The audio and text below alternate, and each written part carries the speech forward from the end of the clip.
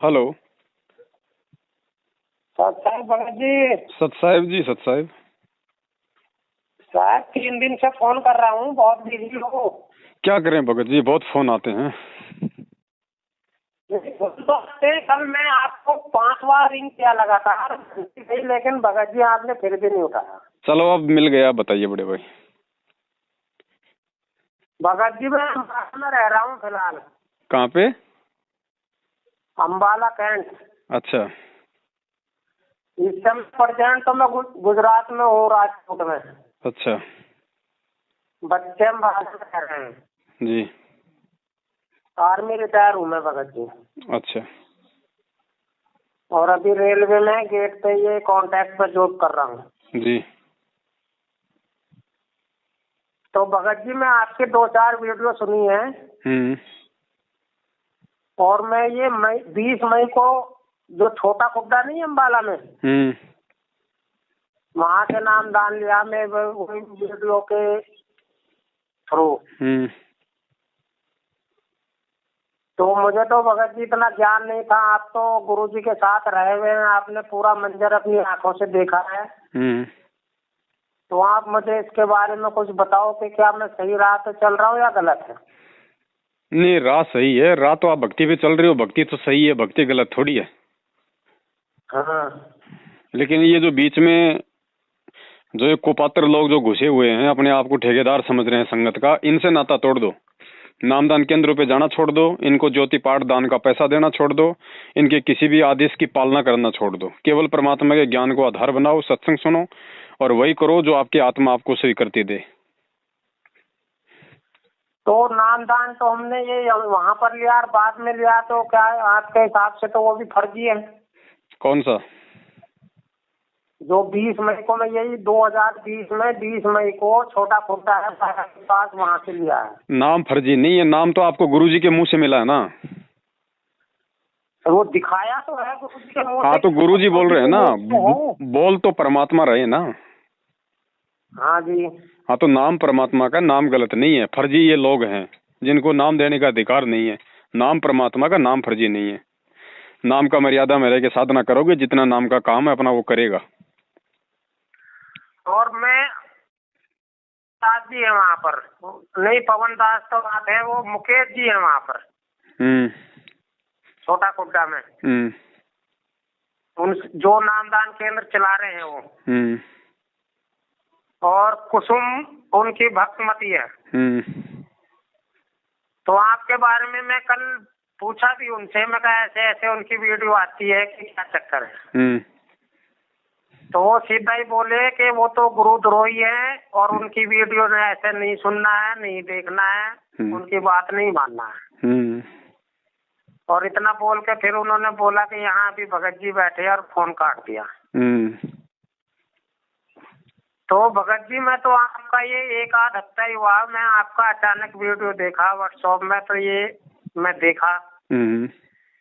लेकिन उसके बाद मेरे को ये डिसाइड कर पा रहा मैं कि क्या सही है क्या गलत है, आप मुझे थोड़ा मार्गदर्शन कर दो। देखो भगत जी, वीडियो हमने बना रखे हैं, कोई 400-500 वीडियो बना रखे हैं, 1-2 की बात नहीं है।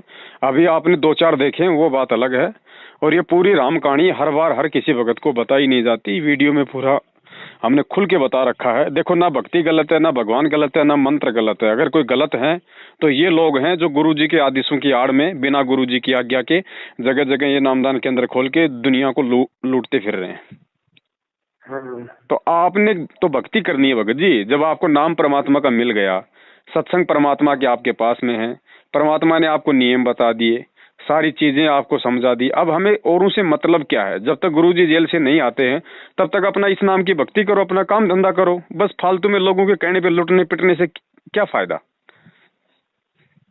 अच्छा, जो ये हम ये बरवाला आश्रम में ये लगाते हैं, अर्जी लगाते हैं, तो हमें तो पहले पता नहीं था कि चलो ऐसे, लेकिन वो ये बोलते हैं कि जी गुरु जी के ये आदेश आए हैं। तो क्या वो सही बोलते हैं या ऐसे ही बोलते हैं? भगत जी, पहली बात तो अगर कोई भगत होगा ना, और भगत वो होता है जो ज्ञान को आधार बना के भक्ति करता है, उसको कहते हैं भगत है। और जो भगत होगा वो अर्जी लगाएगा नहीं। वो अर्जी लगाएगा नहीं, क्योंकि उसको ज्ञान है कि जो परमात्मा है वो अंतर्यामी होता है और परमात्मा अपने हृदय की बात सुनता है, परमात्मा आत्मा की पुकार सुनता है। तो परमात्मा मिलने के बाद भी यदि कोई बीच में एजेंट बनाता है तो अभी तक उसको ज्ञान नहीं है। हाँ। भाई आप मेरे से बात कर रहे हो, मैं आपसे बात कर रहा हूँ, हमने बीच में कोई एजेंट बना रखा है क्या कि वो हम दोनों की बात करवा रहा है? हाँ, ऐसे तो कोई नहीं है भाई। तो भगत जी आत्मा का परमात्मा से संबंध है, बीच में एजेंट कौन आ गया? ये जबरदस्ती के ये दलाल बने हुए हैं लोग, नामदान केंद्र वाले, कोऑर्डिनेटर, गुरुजी के परिवार वाले। इन दलालों को तो साइड में हटाना हमारे को। गुरुजी ने क्या बताया, जैसे सूरज के आगे बंदरा, जैसे सूरज के आगे बदरा, ऐसे कर्म छैयारे, प्रेम की पवन करे चितमंजन जिल के तेज नयारे। गुरुजी कहते हैं जैसे सूरज और धरती के बीच में जैसे बादल आ जाते तो छाया आ जाती है, लेकिन वो सूरज जो है छुप नहीं गया, वो बादल बीच में आ गए। तो जब हवा चलेगी, बादल हट जाएंगे तो वापस सूरज का प्रकाश आएगा। तो भगत जी आत्मा से परमात्मा का संबंध है। ये तो बीच में जबरदस्ती के बादल बन के ये मैनेजमेंट वाले खड़े हो रखे हैं। इन बादलों को हटाओ भगत जी, ताकि परमात्मा का डायरेक्ट हमारे से संपर्क हो। तो अभी तक तो मैं बरवाला गया नहीं हूँ, क्या वहाँ जाना चाहिए या नहीं जाना चाहिए? बरवाला जाने से कोई मोक्ष नहीं होने वाला बड़े भाई। जहाँ परमात्मा है, जहाँ परमात्मा सत्संग करते हैं, जहाँ नाम दीक्षा देते हैं, वहाँ जाने से हमारे को सत्संग का लाभ मिलेगा, आशीर्वाद का लाभ मिलेगा, साधु दर्शन का लाभ मिलेगा। ऐसे बरवाड़ा जाने से क्या लाभ? गुरुजी तो जेल में बैठे हैं, अब बरवाड़ा में धोख लगाओगे तो क्या मिलेगा? वहाँ पे टिंडे मिलेंगे भगत जी, वो तो पत्थर का टुकड़ा है। जहाँ हमारे गुरुदेव के चरण नहीं, हमारे लिए वो पत्थर है। और आश्रम है तो आश्रम आपका घर है भाई। आपने जहाँ परमात्मा का दरबार लगा रखा है, आरती करते हो, ज्योत बत्ती करते हो, सत्संग सुनते हो, वो आश्रम है, वो घर है आपका। क्या परमात्मा वहाँ नहीं है? और अगर इतना विश्वास नहीं है कि परमात्मा मेरे घर पे नहीं है, फिर भक्ति करने का फायदा क्या? परमात्मा तो बोलते हैं कि हर जगह कण कण में है। तो कण कण में जब आपको प्रथम नाम दिया गया, तो जो फार्म दिया गया उसके पीछे नियम लिखे हैं, जिसमें लिखा है कि परमात्मा तो सारी सृष्टि में है, कण कण में है। तो फिर कहाँ ढूंढने जा रहे हैं परमात्मा को? क्यों इशार जाके हम लोग घुटने तोड़ते हैं फिर? तो मुझे तो जो आप फार्म बोल रहे हैं वो फार्म वगैरह ऐसा कोई नहीं दिया गया। उन्होंने अपनी डायरी में वो फार्म है वो भरा उन्होंने। भाई यही तो सारा ड्रामा चल रहा है ना। भगत को भक्ति समझाई नहीं, भगत को सत्संग ढंग से सुनने दिए नहीं, जबरदस्ती उसको नाम दे दिया। अब नाम लेने के बाद वो शंकाओं में गिर जाएगा, फिर इनके पास प्रार्थना लगाएगा, फिर प्रार्थना के नाम पे फिर ये लूटेंगे कि ज्योति कराओ, पाठ कराओ, ये करो, दिमका करो। यही तो ड्रामा चल रहा है सारा। नहीं भगत जी, जबरदस्ती तो नहीं। मुझे ये एक अरुणदास जी भगत जी हैं, वो मेरे को मतलब 6-7 महीना पहले से बता रहे थे। वो भी यहाँ मेरे साथ ही जॉब करते हैं और वो पटियाला में सेटल है, अभी रहने वाले तो बिहार के हैं। तो मेरे पास जहाँ मैं ड्यूटी करता है, यहाँ पर मुझे उनकी बुक मिली, ज्ञान गंगा। और एक बुक में ऐसी ट्रेन में आ रहा था, मुझे ट्रेन में एक बुक मिली उनकी, दूसरी, जो एक ज्ञान गंगा है, दूसरी जीने की राह। ये दोनों किताबें मैं पढ़ी है भगत जी, पढ़ी है। और मैं आज तक इससे पहले किसी और संस्था से जुड़ा हुआ भी नहीं था, आज तक कहीं नहीं जुड़ा मैं। तो मेरे को तो ये कुछ थोड़ा सा ठीक लगा, ज्ञान इनका, ज्ञान के आधार पे मैं नाम लिया है। लेकिन अब क्या सही है क्या गलत है, गुरुजी क्यों जेल में गए, कैसे गए, ये तो हमें पता नहीं है। तो ये पता पहले करना चाहिए था ना भगत जी, नाम लेने से पहले मालूम करना चाहिए था कि आप जिनको गुरु बना रहे हो कहाँ है, कौन से आश्रम में है, कहाँ रहते हैं, जेल में है तो क्यों है, क्या कारण है। ये सारी चीजें भगत जी पहले मालूम होनी चाहिए थी। तो हमें जेल का तो उस समय पता ही नहीं था, इसमें पता लगा कि तो फिर जेल में। भगत जी फिर आपने क्या ज्ञान समझा, फिर ये बताओ। जो किताबों में लिखा है वो समझा। तो कम से कम ये तो मालूम करते कि भाई गुरु कहाँ है मेरा। आप एक बात बताओ भगत जी, एक वकील होता है और वकील के पास कोई आदमी जाता है मुकदमे के लिए, और वकील उसका मुकदमा लड़ेगा, तो क्या बिना सारी जानकारी लिए कोर्ट में जाके खड़ा हो जाएगा? पहले तो हार जाएगा, फिर ऐसे खड़ा भी होगा तो फिर हार ही रही है संगत, और क्या हो रहा है? जो लोग जल्दबाजी में नाम ले रहे हैं। अब ज्ञान तो भगत जी परमात्मा का है, ज्ञान तो ऐसा है कि आत्मा तुरंत आकर्षित हो जाती है, लेकिन थोड़ा सा आदमी के अंदर थोड़ा सा भगत जी विवेक भी होना चाहिए कि भाई चलो ज्ञान है, ज्ञान बहुत अच्छा है, नाम दीक्षा लेंगे, लेकिन कम से कम ये तो देखें भाई गुरुदेव कहाँ है, फिर मालूम पड़ता कि गुरुदेव जेल में है। भाई जेल में क्यों है, क्या बात हुई, ऐसा निर्मल ज्ञान, ऐसा ज्ञान देने वाला जेल में क्यों है। फिर मालूम पड़ता साहब बरवाला कांड हुआ।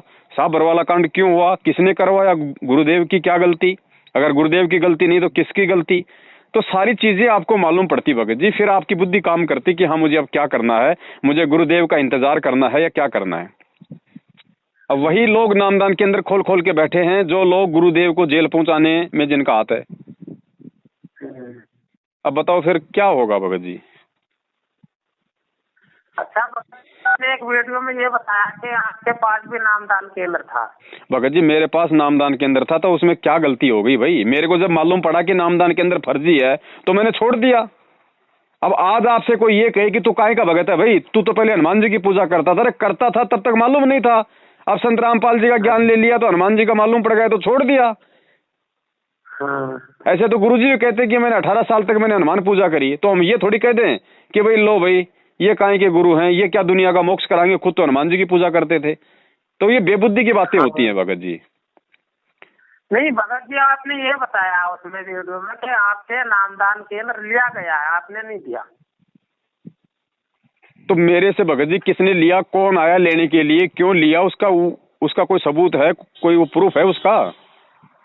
नहीं, ये तो फिर आप ही बता सकते हैं ना। अब वही बात है भगत जी, कहने को तो पूरा हरियाणा चले जाओ, हरियाणा में कहीं भी जाके गुरुजी का नाम ले लो, दो तो निकालेंगे गालियां गुरुजी को और कहेंगे वो तो देशद्रोही जेल में पड़ा है, तू कहाँ उसके चक्कर में फंस रहा है।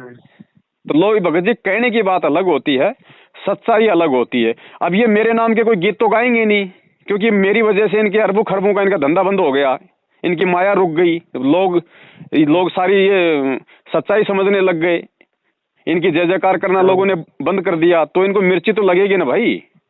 तो मेरे कोई अच्छे गीत तो गाएंगे नहीं ये लोग।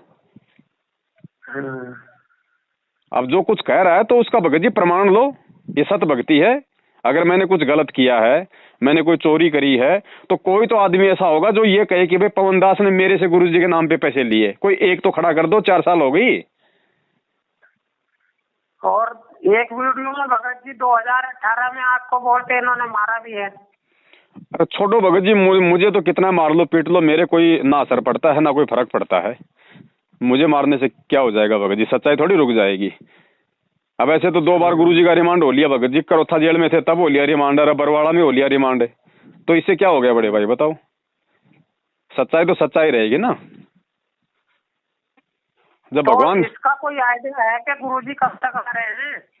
भगत जी इसका कोई नहीं बता सकता, कोई नहीं बता सकता, क्योंकि वो परमात्मा है। परमात्मा की गति कोई नहीं जान सकता, कब आएंगे आएंगे नहीं आएंगे उनकी मौज भाई, ना आए तो ना आए उनकी मौज, आए तो भगत जी सुबह आ जाए वो भी उनकी मौज।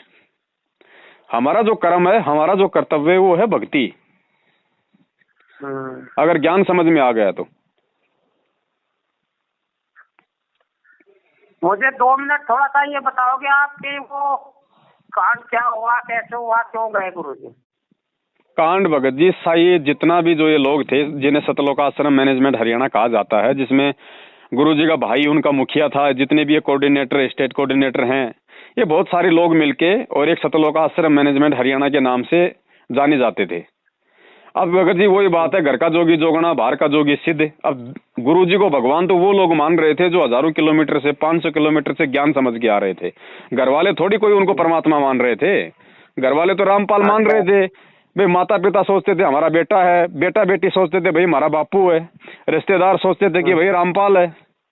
अब आश्रम में भगत जी आपको पता संगत आएगी तो 2 पैसा दान भी करेगी। अब दान का भगत जी गुरुजी थोड़े ना कोई मिल के हाथों से गिनेंगे, तो कौन गिनेंगे? वो लोग जाएंगे वहां पे जो गुरुजी के जो मिल के रिश्तेदार हैं, जो परिवार वाले हैं, काका ताऊ हैं।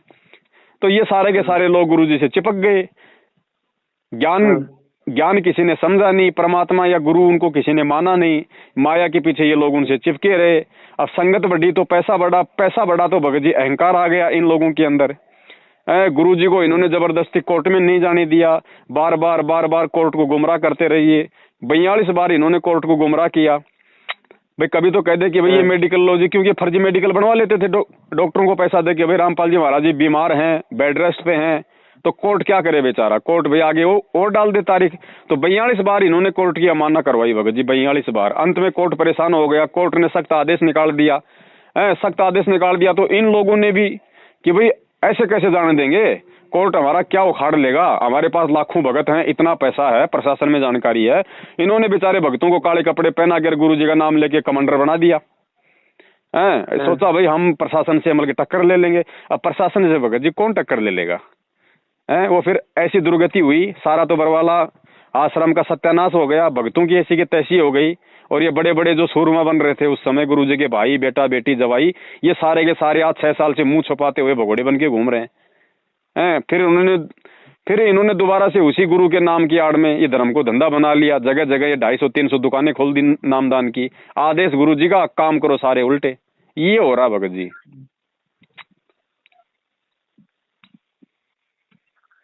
ये तो हाँ, मैं ये सुना था कि उस समय पुलिस को भी काफी जद्दोजहद करनी पड़ी थी इनको ले जाने के लिए। भाई एक बात बताओ, जब परमात्मा यदि यहाँ का नियम तोड़ेगा तो परमात्मा के नियम कौन मानेगा?